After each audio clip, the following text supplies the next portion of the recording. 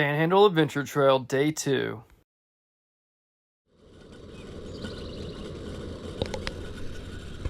Getting a little breakfast brewing this morning with some oatmeal and some coffee ready to rock and roll. Got the hammock taken down, drying out the tarp. It was a little wet last night. It didn't rain. It's just, I guess, humidity. And so I was going over the motorcycle this morning, checking things out, checking the tires, checking the muddy situation, checking a chain out. Ba-da-ba-boom. We got a nail in the tire. I'll have to do a quick operation and get that repaired, but we have a tire repair kit, plus we have everything we need to take the whole tire off if we needed to and do an internal patch. I brought my micro start that has saved me many times. Got Leatherman to retrieve that. Inside I also have a reaming tools and the dyno plug. So first, if we can retrieve the nail,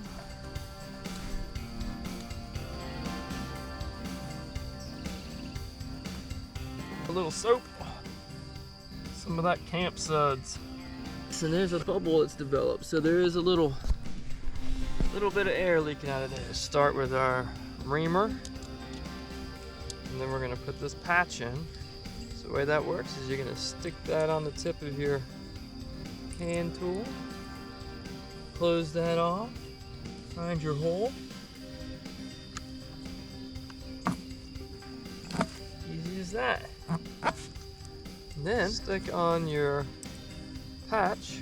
I don't think I'm going to need to do any more reaming than that. There we go.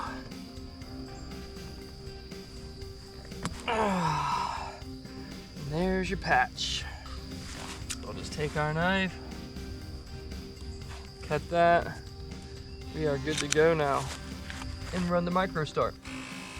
Typically run like 26 in the front, 28 in the rear. 28 pounds. And then we go check the front. There's been plenty of gas stations. You're not gonna run out of gas or anything, but it does keep you pretty remote where you stay around. You kind of want to use your nav to find fuel when you need your fuel stops and such. And the ticks, man, I found 2 ticks on my waist this morning. So it's been tick city. Phone is not happy. It will not take a charge. That's okay, because we have GoPro for video, we have Navigator to navigate, and we have a Spot X to communicate. So redundancy, kicking butt. So you can see our little guy right here. We didn't make it as far as we wanted to yesterday. We probably would have made it down towards the bottom of Tallahassee, but we had a submerging situation. So Adventure Bike and I head west on the Panhandle Adventure Trail until we find our next obstacle. I'm really starting to wonder what this trail is like not right after a huge storm. Everywhere I'm going, there's roads underwater, roads closed signs. A lot of this stuff is this swamp, and this tiny little ledge is keeping the water out, and then once it breaks that ledge, whew, you can see the edges where the water running along has broken off the edge. I've been trying to dry my boots off, and I don't think getting in here and getting stuck in the middle of that is going to help. I don't want wet feet. I'm semi-dry right now. I spent hours yesterday taking everything apart, drying it, washing it off with my little towels. Let's go back the other way. We gotta do a little studying though to find out how the heck to get around to a road that's gonna get us there. But it's been 2 hours. It's up to 75 degrees right now. It was 69 when I left this morning at 9:40. Back to Lovett. I can take Lovett down towards Greenville, get gas, go back up 221 and get back on it over there. It's an adventure. I'm just not used to having to backtrack. Filled up in Greenville and also met a character named Blake Crosby on his Royal Enfield. So an hour has passed. I went into a little town called Greenville and got some petrol, restocked on water, and snuck in some donuts.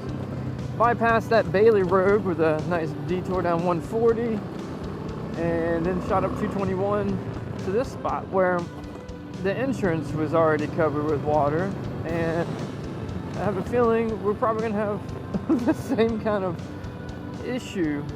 Oh, we had an issue. It just wasn't water this time. It was getting into the deep sand finally. Well, we found the deep stuff. And I got a tractor trailer up here giving me off my track. But hopefully they keep it packed down. You can tell a difference in color. This is more of a more red color, which somebody warned me about. We're still trucking through though. It's just more consuming of resources of my body.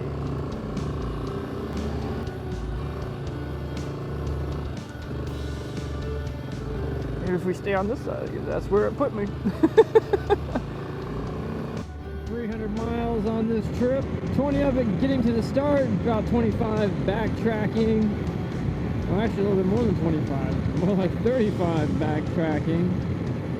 And a little extra getting some gas. I'm probably 25, 30 miles from Tallahassee. We've got a section that's going to split. So I think there's 3 splits on the FAT. And there's one that was above Lake City. There's this one that's going to be near Tallahassee. And I think there's another one near Pensacola area. And I already decided last night, south route. Let's see what happens. About got ran over, didn't you, little guy? Construction truck. Hey, little buddy. We'll put you back on the side of the road. Get back in there. There you go. Yay! Saved the turtle. So we're on the lower route, the southern route. It seems to be pretty good and easy peasy so far. Looks like we'll be going back the other way. And you can already see how deep this thing is over here, just on the side. Looks shallow in the middle, but then you can't see the second one. You get through this one and have a problem, then you get to that one, you might have a problem too. We're going to be backtracking again. There's another 10 miles here and there. I mean, you're already going through this stuff just to get there. Which isn't that bad. I say, get back out and see if the northern route's open. If not, it's trying to take us down parallel to 10. I will find some other way. It's not flooded, not interstate. Great news! It must have been pine pollen that was messing me up yesterday, because I haven't had any problems today. Been enjoying life. We've completed about 100 miles. We had some backtracking. So I wanted to say this trek is supposed to be just over 500 miles, but they say 500 plus. It could end up being 600, 650 miles. Pretty deep in it right now. I see a shallow section. We gotta go for it, man. Let's try not to get the boots wet. I think it's gonna be nice and easy, hard packed right through this center section. Yesterday just got me running a little bit timid, I have to admit. I really don't want to soak myself again. But look, even more. So we can see where the water's running over this, and it's super shallow. We're gonna hit a thick spot. Oh my God, it just keeps going underwater all the way. But it's hard packed. It's not mud holes with people digging ruts in the center of it, trying to go mudding. This is just a road that's covered. So we made the right decision just tackling this one today. And off we go. It doesn't end.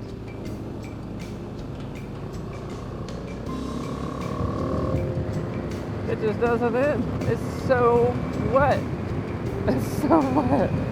It's my big fat, my big wet fat. It's not fun anymore. I can see where it just drops off up there. It's step on a freaking water moccasin or something. Look how big the fish are up here. I mean, they're like living up in here. I don't know. I think I can make it. Let's give it a go. You can always stop and turn around.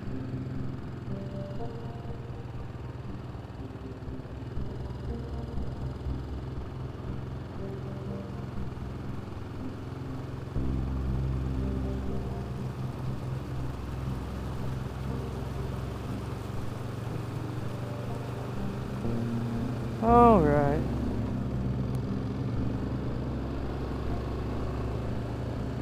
No more complaining. It wasn't that bad.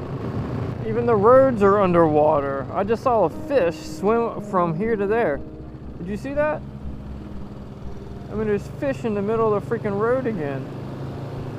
Oh, looky. Nice.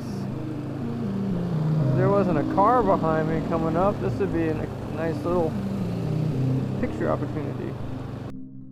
The asphalt finally emerged from under all this running water and led me to a little country road with picturesque farm on it. It left me wondering what was going to happen next on this little road. Oh, here we go again. This one is a little bit more sloppy looking.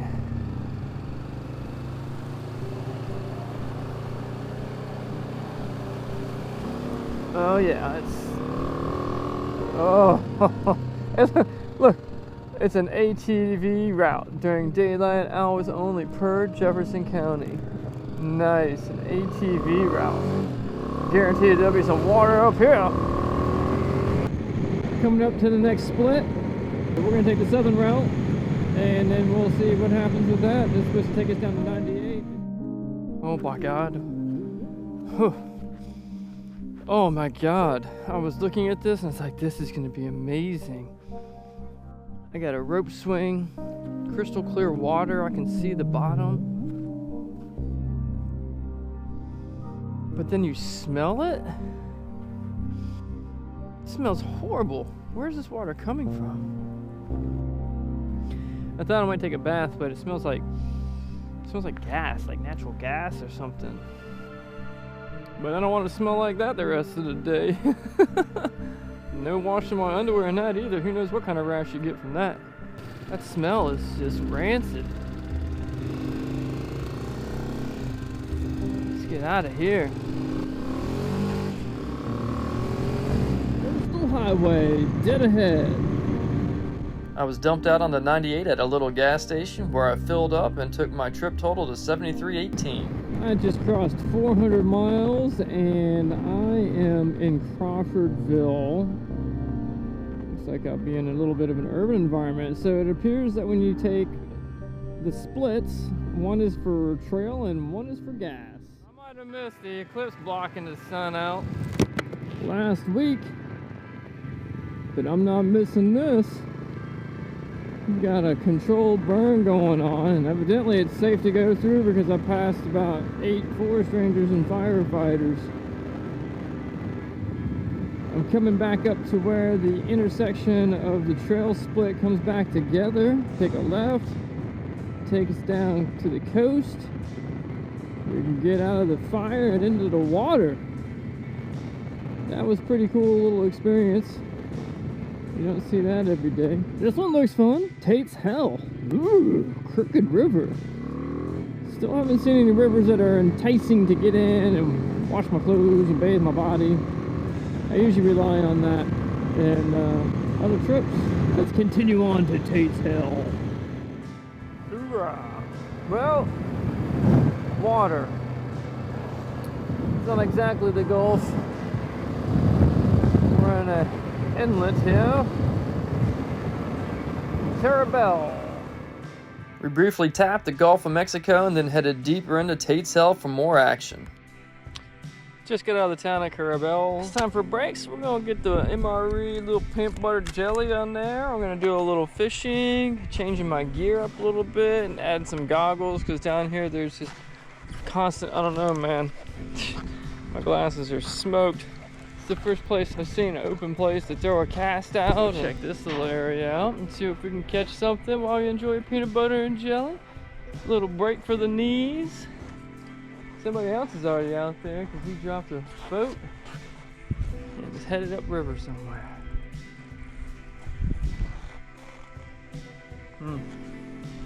All right, let's enjoy. So that's where I just came from. That is the road, man. But luckily I ran into a guy on the other side of it in a truck that said you can't go that way unless you plan on swimming. It'd be over your handlebars, and he wasn't kidding. So he gave me directions around.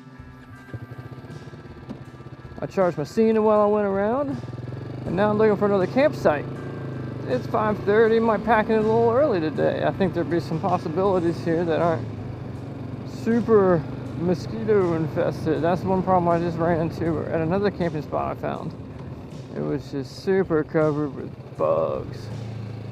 Oh man, there's gonna be all kinds of opportunity for us here. Now that I know I have some sites to come back to, I'm gonna try to push on and make the best of the daylight that I have.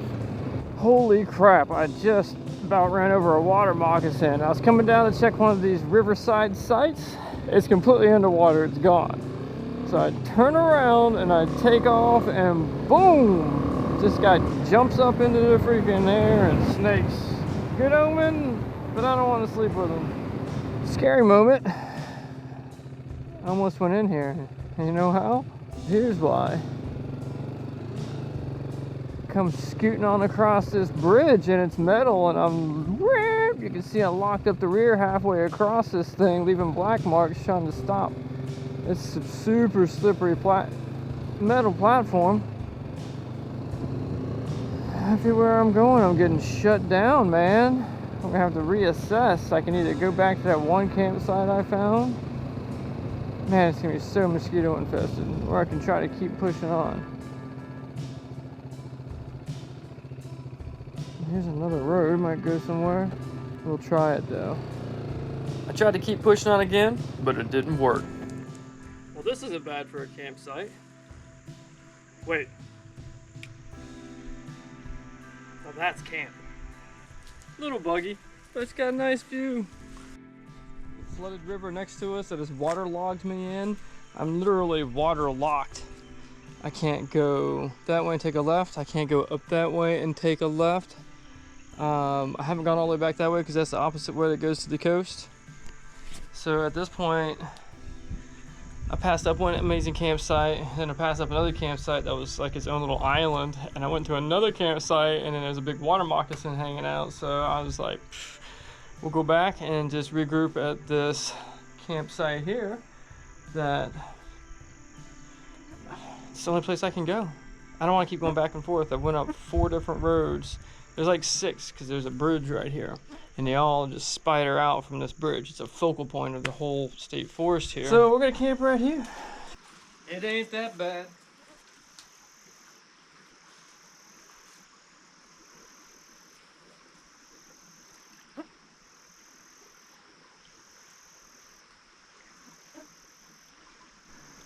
Let's see what they got up here.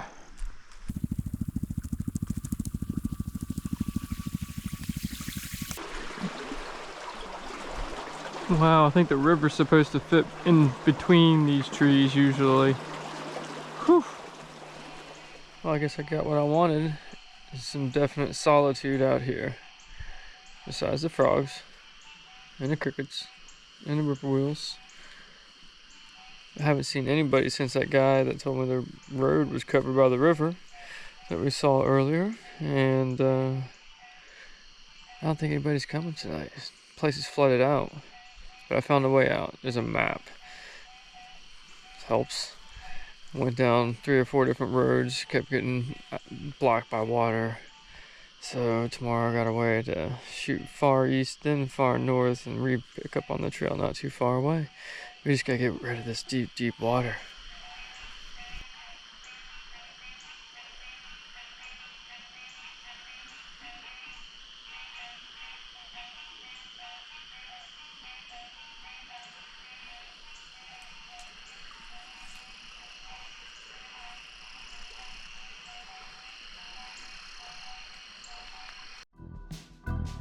Stay tuned to see where the Panhandle Adventure Trail takes us on day 3.